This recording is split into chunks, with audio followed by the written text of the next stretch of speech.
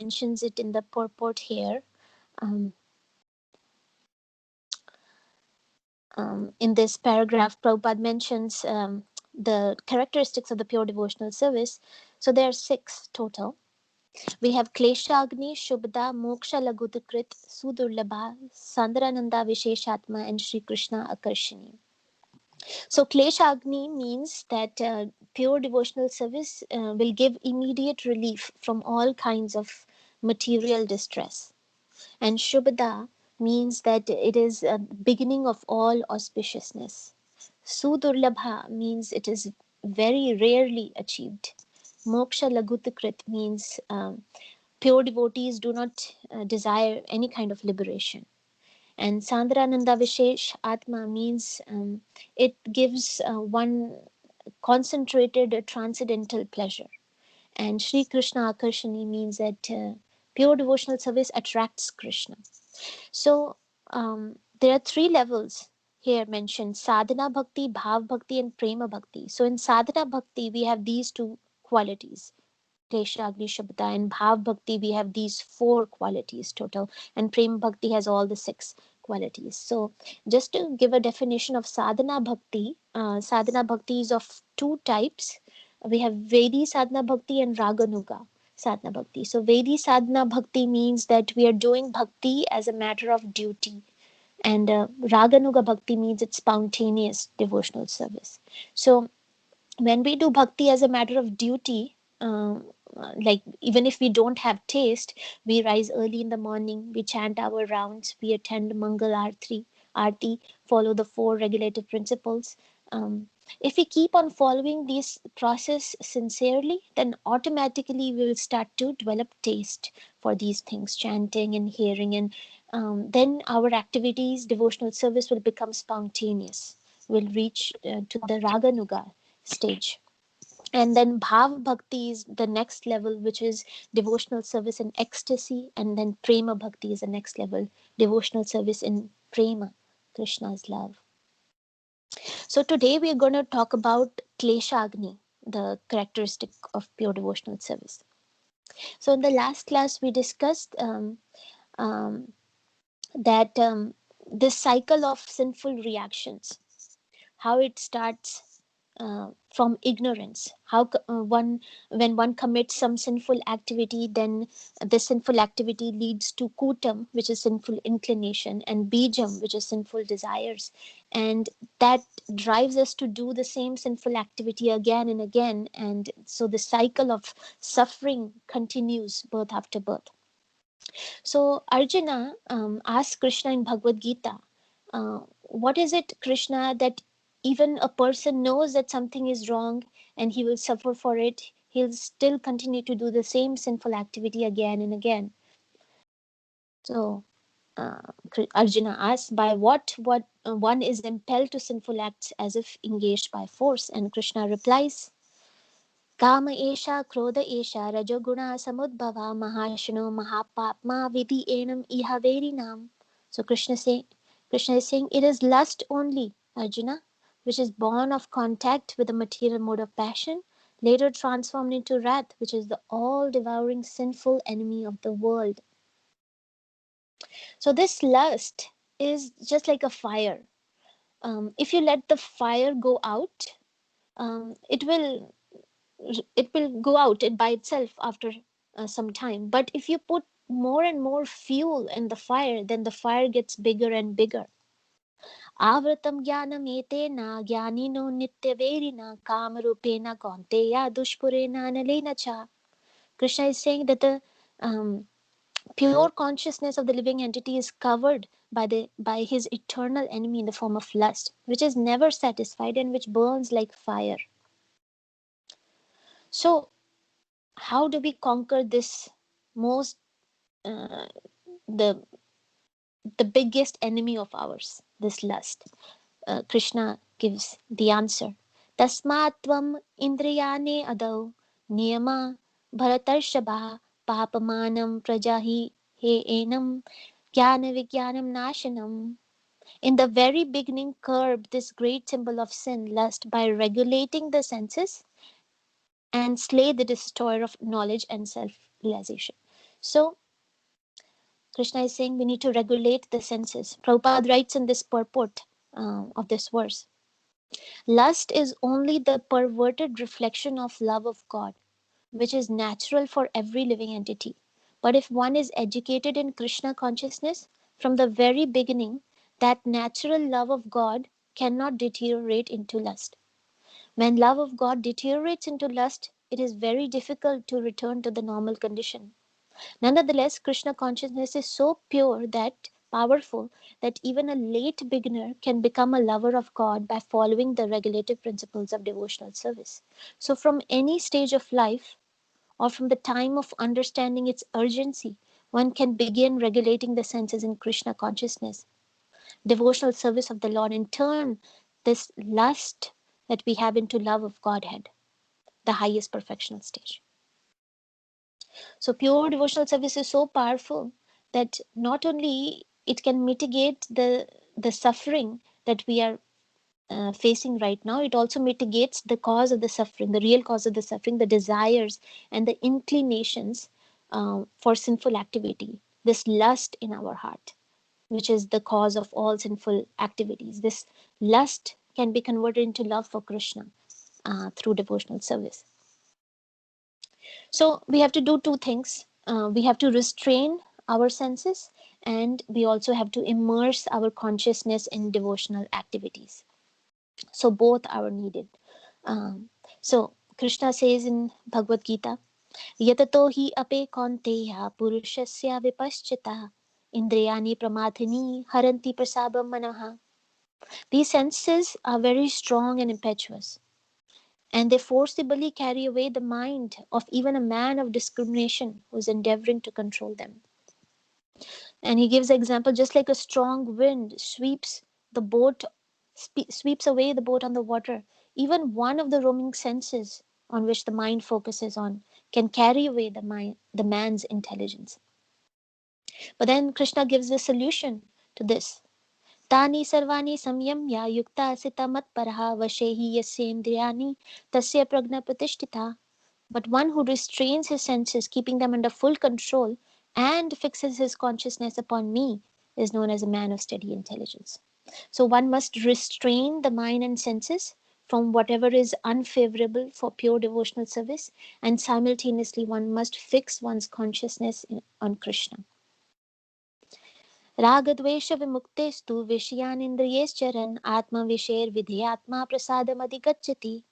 So a person who becomes free from all attachment and aversion and is able to control his senses through regulative principles of freedom will very soon obtain the mercy of the Lord. So the seeds of desires, they may still be present in our hearts, but by performing devotional service, Shravanam, Kirtanam, and simultaneously performing these regulative principles, gradually we'll get the mercy of Krishna. And Krishna also says we need to do constant practice, and we need to have determination, suitable practice, and detachment. So Arjuna says that the mind is restless, turbulent, obstinate, and very strong. It's very difficult to control it, more difficult than controlling the wind. Chanchalam hi mana Krishna pramathi balava dridam tasyaham nigraham manye vayur iva duskaram. So then Krishna responds that yes, it is difficult to control. It is undoubtedly very difficult to control the restless mind, but we can do it by suitable practice and detachment. Asamshayam mahabaho manodurnigaram chalam abhyasena tu kaunteya vairagyana chakiyate. So there is a price to pay to get love for Krishna, to get pure devotional service. It is an exceptionally small price compared to what we are getting in return, uh, pure devotional service. So we need to do tapasya. We need to do austerity, as Rishabdev says in Canto 5. Nayam deho deha bhajam nirloke kastan kaman arhate vidbhujam ye tapo divyam putraka yena satvam sudayad yasmad brahma shaukyam tvanantam. So Rishabdev is saying that uh, one who has attained this human form of life should not work very hard like dogs and hogs. One should engage in penance and austerity. And doing so, one's heart is purified and one gets this eternal blissful life, which is transcendental to all material happiness. So for us, austerity is waking up early, chanting our rounds attentively, fasting. And Nectar of Instruction talks about austerity. Vacho vegam manasa krodha vegam jiva vegam udarapasta vegam etan veganyo vishate dhira sarvam apimam prithvim sashishyat. So we need to tolerate the urges of the mind, anger, tongue, belly, and genitals. So Srila Prabhupada explains that if we are actually practicing bhakti properly, then all these austerities they actually become fun. So he gives the example. Look at these young boys and girls. He was giving examples of these young boys and girls from America and Europe. They were doing all wrong things with their wild, uncontrolled mind and senses. But now he said they are totally controlling their mind and senses, and the only sense gratification that they're getting is some prasad. Otherwise, they're restricting their senses. And why are they able to do that? Because they're getting higher taste in bhakti. Vishya vinivartante nirarasya dehina rasavarjam rasopayasya param drishtva nivartate. So, um, the taste for the sense objects remain if even if somebody is trying to restrict it, but if we get something higher, then we'll be able to give up all the lower taste. So I was remembering this pastime from related to Ramanujacharya. So I think everybody might know this pastime. In Sri Rangam, there was a festival going on, and people had come from all different places to take the darshan of Lord Ranganath. And in the crowd, there was this man. He was of an athletic build, and he was accompanied by his female companion. His name was Dhanurdas, and he was, you can see right here, he was holding an umbrella, and he was walking aside alongside the lady, and he kept looking into the eyes of the lady, and all the people around him like were amazed, and they were laughing at his foolishness. He was in a temple and he was staring at the face of this lady all the time. So Rabanujacharya, he observed his behavior and he was amused. So he called Dhanurdas, says, "Come to me." So then this Ramanujacharya, he asked, "Young man, what is it about this lady that attracts you so much that you are unaware of your surroundings?" So Dhanudas replied that it is her pair of eyes that captivate me so much. There cannot be any being in this universe with eyes that match hers. So Ramanujacharya replied, "If you come with me, I will show you a pair of eyes that has captivated the entire universe." And he took Dhanurdas in the temple of Lord Ranganath and the inner chambers of the temple.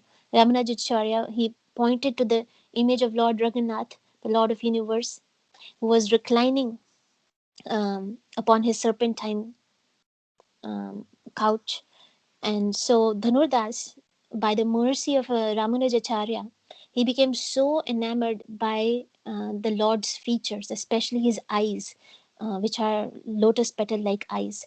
And Dhanurdas then immediately surrendered himself at the feet of Lord Ranganath, and he requested Ramanujacharya to accept him as his disciple. So he got this higher taste.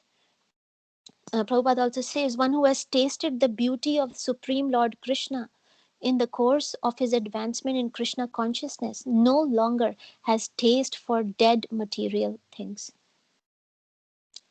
So the Shastras, they tell us that the transcendental happiness that we get in bhakti, it is unlimited, like a great ocean. And the so-called happiness from these material sense gratification, it's like a drop of water in a desert. So here's Haridas Thakur in Chaitanya Charitamrit. He's saying, Tvat Sakshat Karnalada Vishuddha Vishuddhadbhi Sthitasya me Sukhani Gospadayante Brahmane api Jagat Guru. So he's saying, my dear Lord, O Master of the Universe, since I have directly seen you, my transcendental bliss has taken the shape of a great ocean. Being situated in that ocean, I now realize all other so-called happiness, including even Brahmananda, to be like water contained in the hoofprint of the calf. So there's absolutely no comparison. Nectar of Devotion also says that it gives an example. Just like when a queen comes, her personal attendants and maid servants follow her. In the same way, all the joys of dharma, artha, kama, and moksha, they follow the devotional service of the Lord. So a pure devotee does not lack any kind of happiness derived from any source. So I was reading one article, um, Gaur Govind Swami Maharaj. He's talking about what is real intelligence. Does someone want to read? Can read. Sure, Prabhuji. Where do I start? Is Right it? here. Oh.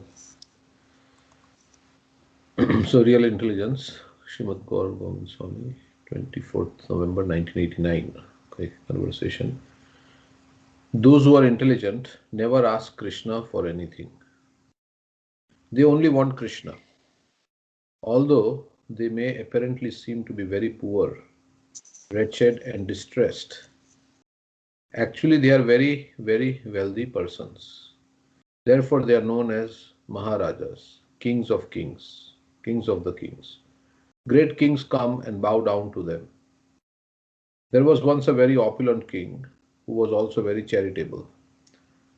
One day he told all of his ministers, commanders, and other officers working under him, beginning from the lowest to the most important officers, "You may ask whatever you want from me, I will give you." The ministers, commanders, and other important officers requested many opulent things. One asked for a good wife, someone else asked for much wealth, another wanted a nice building, so many things. The king also had a very low class person who would clean the garbage.